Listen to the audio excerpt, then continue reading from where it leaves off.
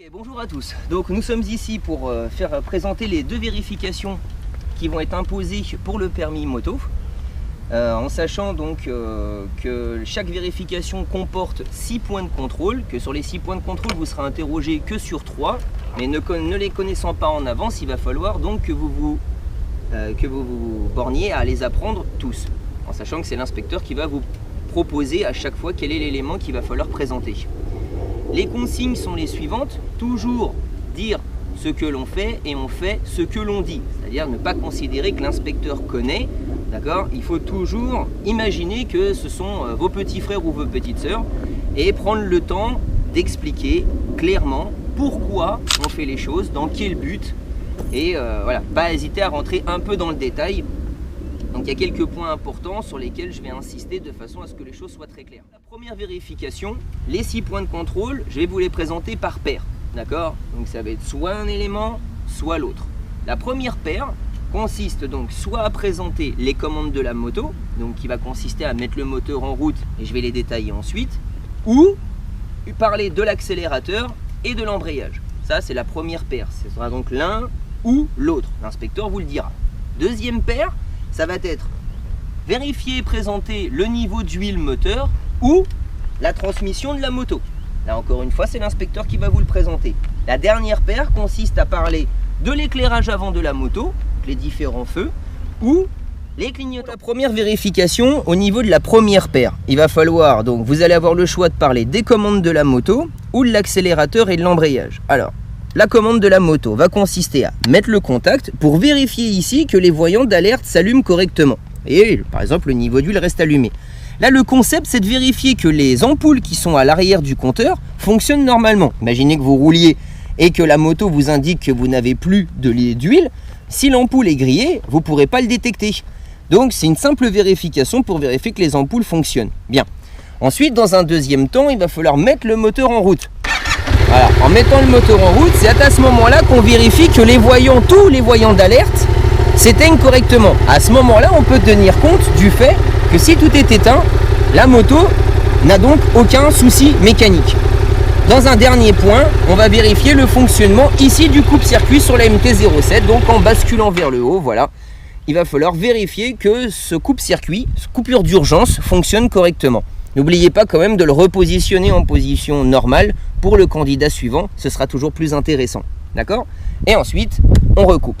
C'est soit ça, ou l'inspecteur peut être amené à vous demander de parler de l'embrayage. Alors, au niveau de l'embrayage, ce qui va être important, c'est de parler au début qu'il y ait une petite garde. D'accord? Donc vérifiez ici, par exemple, entre le moment où je pousse le levier au maximum, que, vous voyez, il y a un petit jeu qui se crée ici, d'accord? Avant que je ne sois amené à tirer l'embrayage. Et ce jeu doit correspondre à environ un demi-centimètre. Donc là, on voit bien que j'ai un petit, d'accord, demi-centimètre qui apparaît ici. Ensuite, je tire complètement le câble, la commande, pardon, pour vérifier l'état du câble ici. D'accord? Vérifier que ce dernier ne soit pas effiloché. Donc on voit bien que c'est le cas. Et en mettant par exemple le doigt, vous voyez que j'ai un trait noir. Donc il est correctement graissé.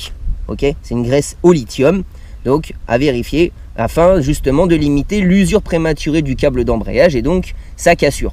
Ok, une fois qu'on a vérifié le câble d'embrayage, on va se pencher sur l'accélérateur. Alors au niveau de l'accélérateur, il va falloir vérifier que ce dernier comporte un petit jeu latéral, comme vous pouvez le constater, il y est. Ok, donc attention quand vous changez vos embouts de guidon pour faire joli, de ne pas serrer trop la vis extérieure, sinon vous allez bloquer l'accélérateur, vous allez avoir du mal à tourner la poignée, mais surtout le problème c'est qu'il risque de rester bloqué. Et donc vous allez avoir des problèmes de sécurité. Donc si le jeu existe, vous allez tourner et ramener la poignée, vous voyez qu'elle tourne correctement et elle revient correctement. On peut donc considérer qu'il n'y a aucun problème dans l'accélérateur. Deuxième paire pour la première vérification de la moto. On va donc parler maintenant du niveau d'huile. Alors sur la MT-07 évidemment, pour que ce soit simple, voilà.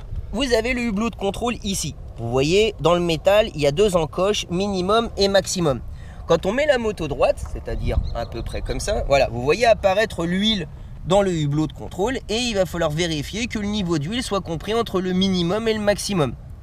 Donc là, je ne suis pas tout à fait droit forcément parce que je suis en... Mais vous voyez qu'on voit apparaître le niveau d'huile. Donc il suffit vous n'avez pas à le faire, hein. Attention, je le précise, le jour de l'examen, vous n'avez pas à lever la moto. Vous avez juste à préciser que le hublot se situe ici, que vous avez 2 encoches et qu'il faut que le niveau soit compris entre les deux. Je vous ai fait la démonstration pour votre propre culture, mais encore une fois, vous n'avez pas à le faire le jour de l'examen. Ensuite, soit vous avez le niveau d'huile, soit vous avez la transmission. Alors, si vous voulez vous la raconter un petit peu, vous pouvez dire qu'il y a 3 types de transmission. À chaîne, à courroie, comme sur les Harley, ou à cardan, comme les BMW et choses comme ça.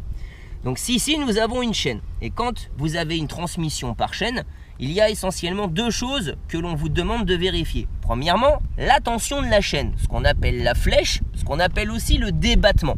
C'est-à-dire qu'entre le point le plus bas de la chaîne et le point le plus haut de la chaîne, voilà, je le prends à peu près au milieu ici, d'accord, dans la partie inférieure, vous devez avoir un débattement compris entre 3 à 5 cm en fonction des constructeurs de motos. Attention, nouveauté qui n'est pas notée dans les livrets, d'accord, je tiens à le préciser. Il faut indiquer que cette tension peut être effectuée soit sur béquille latérale ou sur béquille centrale, à défaut béquille de stand, et que cette information doit être vérifiée dans la notice d'utilisation. Il faut que vous informiez l'inspecteur, d'accord, que cette tension doit être faite soit sur béquille latérale ou béquille centrale. Encore une fois, toutes les informations relatives à l'entretien de votre moto sont dans la notice d'utilisation. Donc le débattement, est-ce que c'est 2, 3, 4 cm sur ma moto, d'accord? Et est-ce que je dois faire cette vérification sur la béquille latérale ou la béquille centrale? Tout ça, c'est noté dedans. Donc une fois que j'ai vérifié que le débattement était correct, c'est pour ça, on vérifie aussi que le graissage est correctement effectué. Donc en principe, quand on le fait avec le doigt, vous voyez, vous vous retrouvez tout de suite avec le doigt plein de graisse. Vous pouvez aussi utiliser un bâton ou la clé de contact, ça pose pas de problème. Vous arriverez quand même à visualiser s'il y a de l'huile, si elle est correctement graissée. D'accord?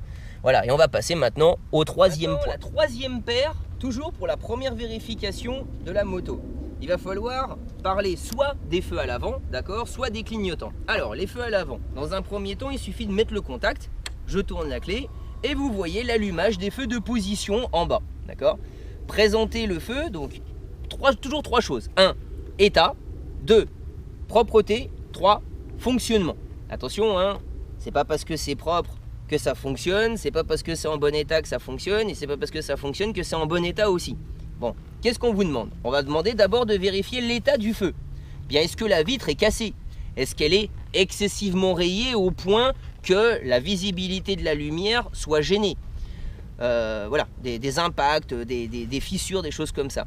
Deuxièmement, la propreté. Eh bien, là, il suffit simplement de vérifier qu'il n'y ait pas de salissure extrême qui empêche la visibilité du feu. Et enfin, le fonctionnement. Donc là, on voit bien que c'est en bon état, pas cassé, pas fissuré, pas rayé. Précisez-le, d'accord? C'est propre, il n'y a aucune salissure, on met le doigt, on voit que c'est propre. Et le fonctionnement du feu de position est assuré ici. Dans un deuxième temps, pour vérifier les feux de croisement, il va falloir que je mette le moteur en route. Donc on a vu tout à l'heure comment on le mettait. Voilà. Et vous voyez l'allumage des feux de croisement, d'accord? De la même façon, on précise toujours, même si c'est le même feu, que l'état est toujours impeccable, d'accord? Pour les mêmes raisons, toujours pas rayé, toujours pas cassé, que c'est toujours aussi propre, et on voit le feu de croisement. Ensuite, on va parler des feux de route. Pour les feux de route, il va falloir du coup actionner ici le commodo, tac, et vérifier, n'oubliez pas, le voyant associé sur le tableau de bord. Car pour les motards, c'est la seule façon de savoir que vous avez votre feu de route d'allumé. Hein, si les autres véhicules vous font des appels de feu, c'est pas qu'ils aiment particulièrement votre moto, c'est juste que vous êtes en train de les éblouir. Donc, vous pouvez vérifier l'intensité du changement lumineux. Bien sûr, quand vous êtes tout seul, vous mettez votre main et je vois sur ma main le changement d'intensité du feu. Il est toujours en bon état, pas rayé, pas cassé, pas fissuré, d'accord, toujours aussi propre et le fonctionnement est assuré ici, d'accord. Une fois que ceci est fait, on va pouvoir parler des clignotants de la moto. Pour pouvoir vérifier les clignotants de la moto, la première chose, ça va être de mettre juste le contact. Pas la peine de mettre le moteur en route, le contact suffit. Et puis, on va ensuite passer au niveau du commodo. Donc ici, petit rappel, on va d'abord vérifier ceux de gauche.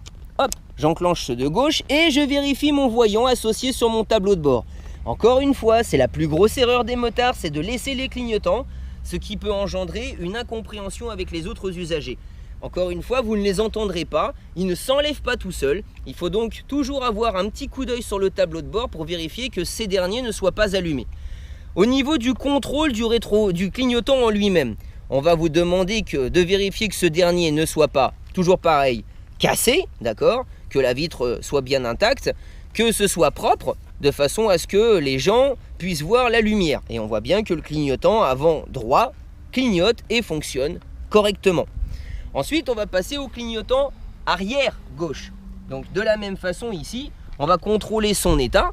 Donc il est en bon état, il n'est toujours pas cassé, pas fissuré. On voit qu'il tient aussi correctement, hein, ce qui est intéressant, puisque de temps en temps, il tombe. Pas le nôtre, hein, mais les rétroviseurs de certains motards.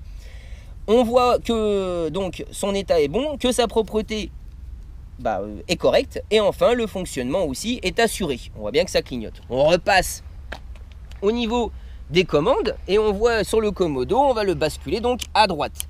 On revérifie sur le tableau de bord que la flèche du clignotant clignote correctement. Toujours, c'est la seule façon pour nous de savoir qu'on a laissé le clignotant.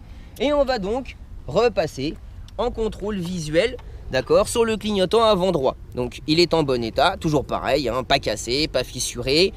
Le maintien, c'est-à-dire il tient correctement et il fonctionne aussi correctement. On va donc passer maintenant au clignotant arrière, ok. De la même façon, on vérifie son état, donc toujours pareil, pas cassé, pas fissuré. Le clignotant tient correctement sur sa base et il fonctionne aussi correctement, sans oublier sa propreté qui est impeccable. Une fois que ceci est fait, on n'oublie pas d'enlever les clignotants et rappel en moto, on appuie dessus pour les enlever. Et enfin, on pense à couper le contact. Voici donc la première vérification qui est terminée.